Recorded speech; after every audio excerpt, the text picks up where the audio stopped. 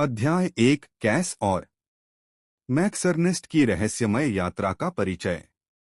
Cassandra, Cass और Max Ernest the name of this book is secret के मुख्य पात्र हैं और उनके अनोखे गुण इस रोमांचक रहस्य को और भी गहरा कर देते हैं।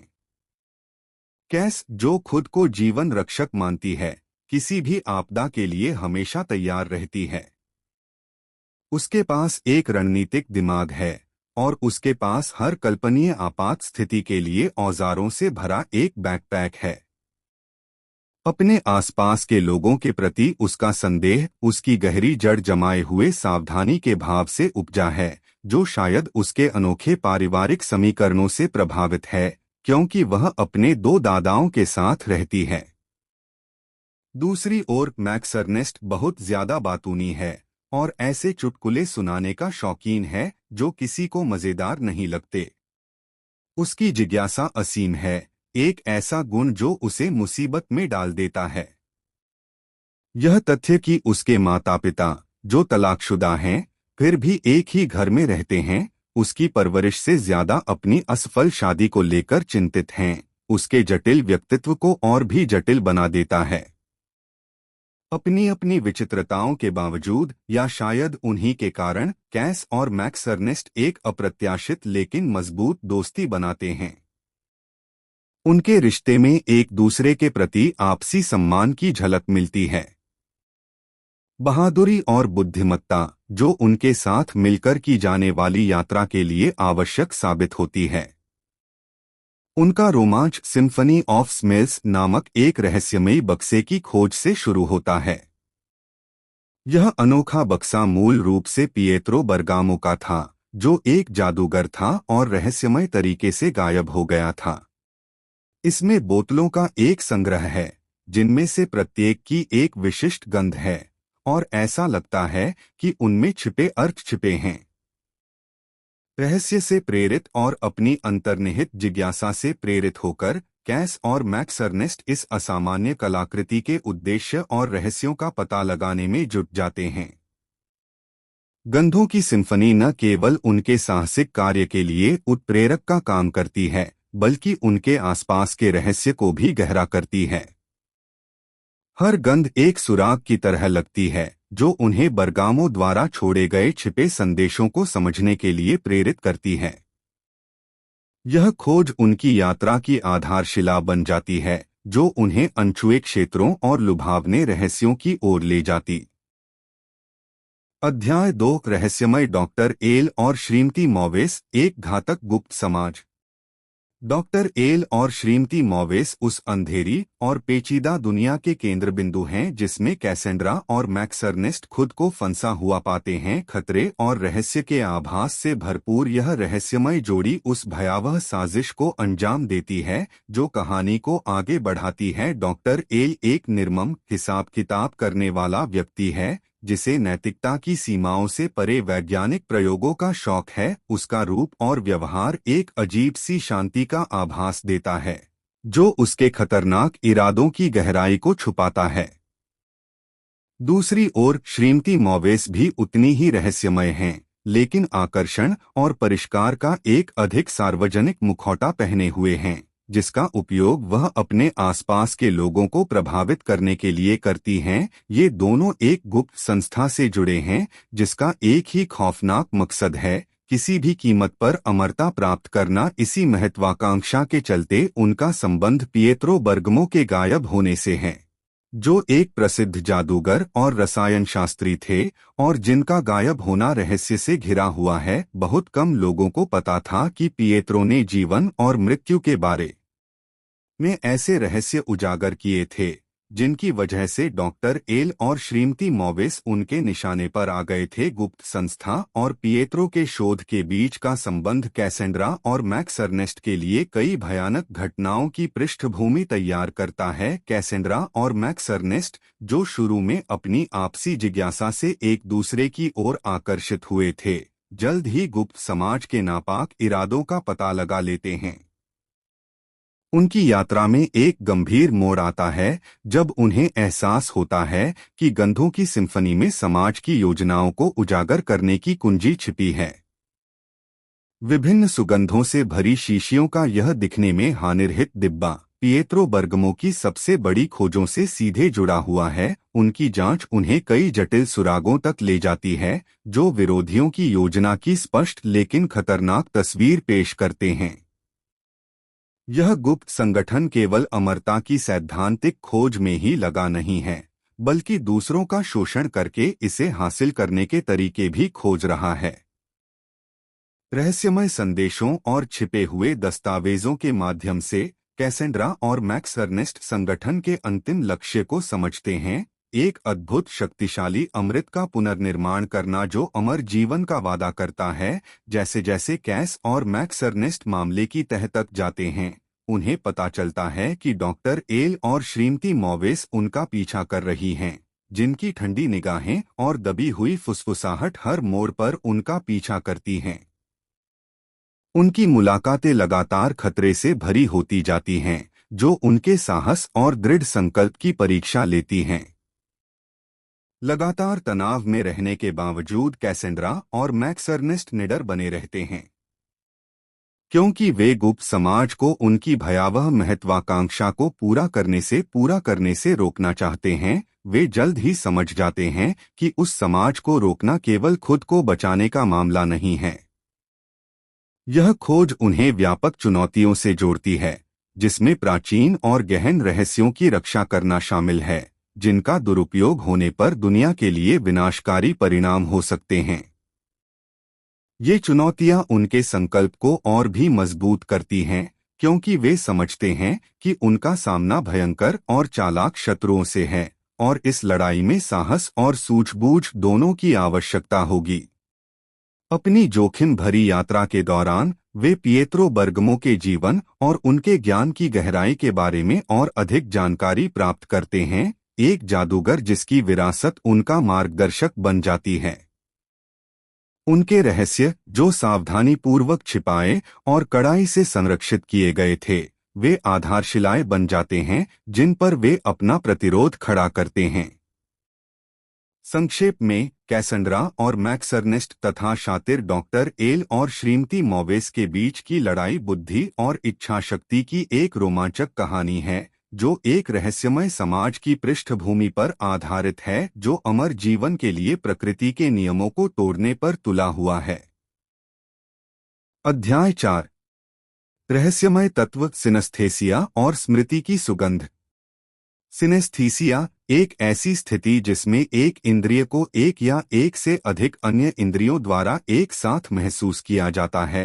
The name of this book is secret में एक दिलचस्प और महत्वपूर्ण तत्व बन जाता है। यह तंत्रिका संबंधी घटना न केवल आकर्षक है, बल्कि कथा में छिपे रहस्यों को सुलझाने में एक महत्वपूर्ण कड़ी के रूप में भी काम करती है।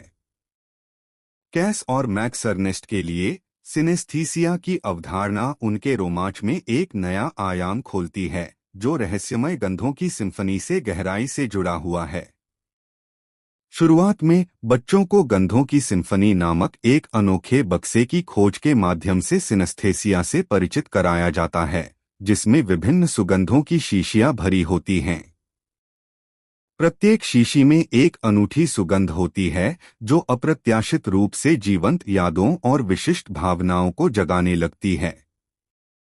गंधों के माध्यम से यादों का यह शक्तिशाली जागरण कैसेंड्रा और मैक्स अर्नेस्ट की जिज्ञासा को बढ़ाता है।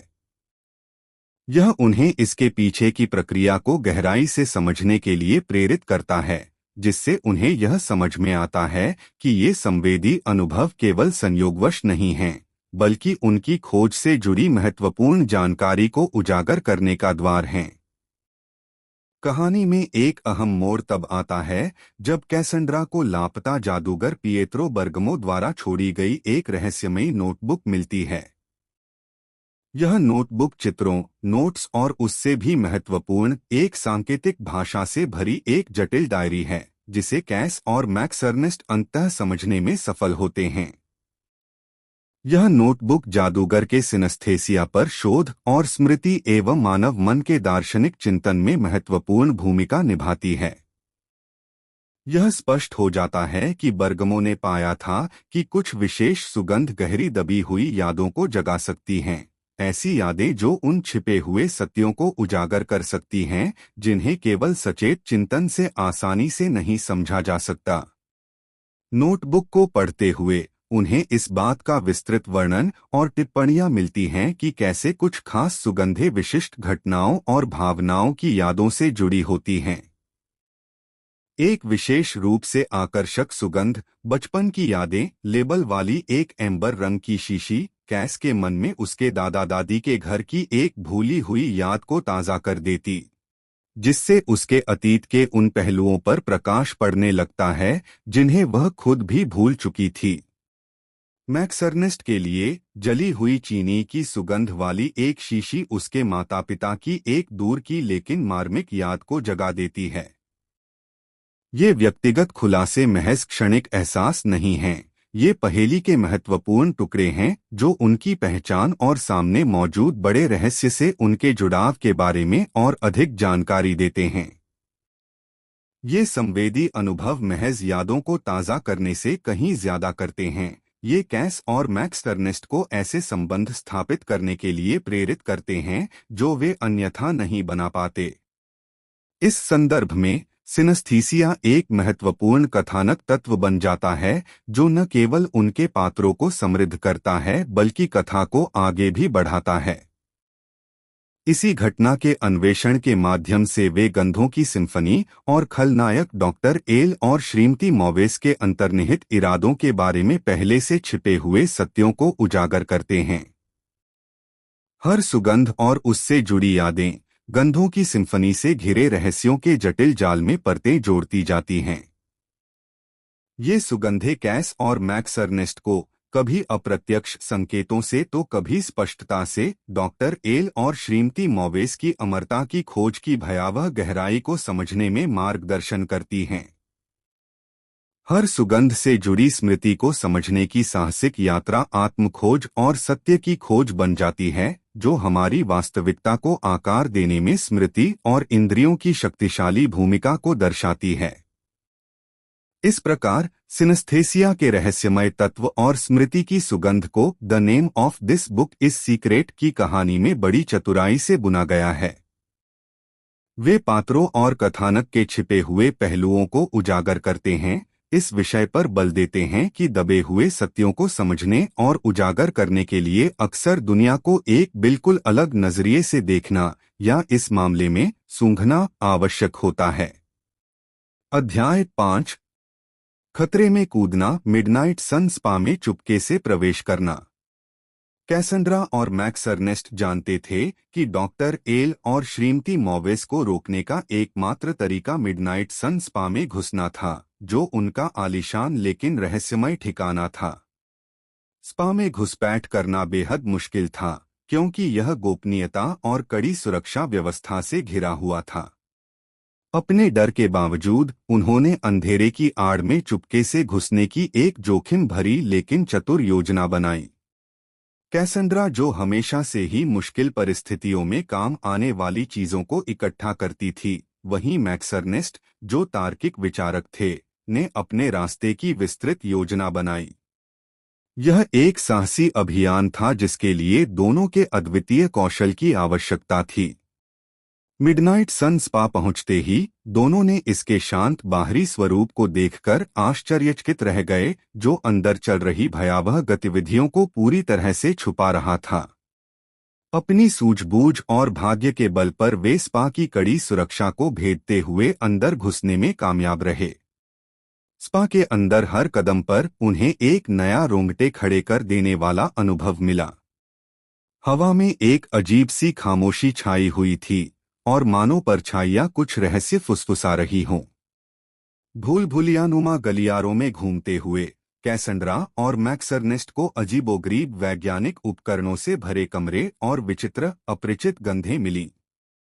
उन्हें ऐसी फाइलें और दस्तावेज मिले जिनसे अमर यौवन प्राप्त करने के नाम पर किए जा रहे भयावह प्रयोगों का खुलासा हुआ। ये दस्तावेज डॉक्टर एल और श्रीमती मॉवेस की कुटिल महत्वाकांक्षाओं की पूरी हद को समझने के लिए आवश्यक प्रमाण थे। इन फाइलों को पढ़ते समय उन्हें उसी रात होने वाली एक प्रक्रिया के बारे में पता चला, जिसमें एक ऐसे बच्चे को शामिल किया गया था जिसका उसकी अनूठी प्रतिभाओं के कारण अपहरण कर लिया गया था। समय कम होता जा रहा था। यह महसूस करते ही कैसेंड्रा का दिल तेजी से धड़कने लगा। उन्होंने प्रयोग को रोकने के लिए तुरंत एक योजना बनाई। स्पा में आगे बढ़ते हुए वे एक गुप्त कक्ष में पहुंचे जहां अपहरित बच्चे को रखा गया था। कमरा ठंडा और कीटाणुरहित था। बच्चा एक अत्याधुनिक जांच मेज पर लेटा हुआ था। उसका चेहरा डर से पीला पड़ गया था। कैसेंड्रा और मैक्स अर्नेस्ट जानते थे कि उन्हें तुरंत कार्रवाई करनी होगी। जैसे ही वे बच्चे को छुड़ाने वाले थे, दरवाजा खुला और डॉक्टर एल अंदर आए। उनके पीछे पीछे श्रीमती मॉवेस भी थीं।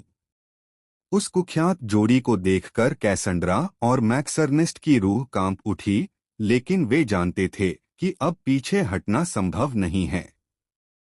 वे छुपकर स्थिति का जायजा लेने लगे और हमला करने के सही मौके का इंतजार करने लगे। उन्हें मौका तब मिला जब डॉक्टर एल और श्रीमती मॉवेस अपने प्रयोग की अंतिम तैयारियों पर चर्चा करते हुए क्षण भर के लिए पीठ फेर ली। इस छोटे से मौके का फायदा उठाते हुए मैक्स अर्नेस्ट ने शल्य चिकित्सा उपकरणों से भरी एक ट्रे को गिराकर ध्यान भटका दिया, जिससे जोरदार आवाज हुई। जब डॉक्टर एल और श्रीमती मॉवेस का ध्यान कहीं और था, तभी कैसेंड्रा ने झपट्टा मारा, बच्चे को पकड़ा और मैक्स अर्नेस्ट के पीछे पीछे तेजी से बाहर निकल गई। जैसे ही वे गलियारों से भागे, अलार्म बजने लगे और स्पा सुरक्षा कर्मियों के हरकत में आने से कदमों की आहट गूंज उठी। कैसेंड्रा और मैक्स अर्नेस्ट ने अपहरित बच्चे को साथ लेकर भूल भुलैया जैसे स्पा में अपना रास्ता बनाया और पकड़े जाने से बचने के लिए अपनी पूरी सूझबूझ और फुर्ती का इस्तेमाल किया। उन्हें कई बार बाल बाल बचना पड़ा, लेकिन उनके दृढ़ संकल्प और सूझबूझ ने उन्हें पीछा करने वालों से एक कदम आगे रहने में मदद की। विपरीत परिस्थितियों के बावजूद वे किसी तरह एकांत पिछले द्वार तक पहुंचने में कामयाब रहे। जैसे ही वे दरवाजा तोड़कर रात के उजाले में निकले, उन्हें राहत मिली। उन्होंने मिडनाइट सन स्पा के पीछे छिपे भयानक सच को उजागर कर दिया था और डॉक्टर एल और श्रीमती मॉवेस की तत्काल योजनाओं को नाकाम कर दिया था, लेकिन वे जानते थे कि खतरा अभी टला नहीं है। भारी सांसों और धड़कते दिलों के साथ उन्होंने कसम खाई कि वे खलनायकों को न्याय के कटघरे में लाएंगे और अमरता पाने की उनकी नापाक साजिश को कभी पूरा नहीं होने देंगे।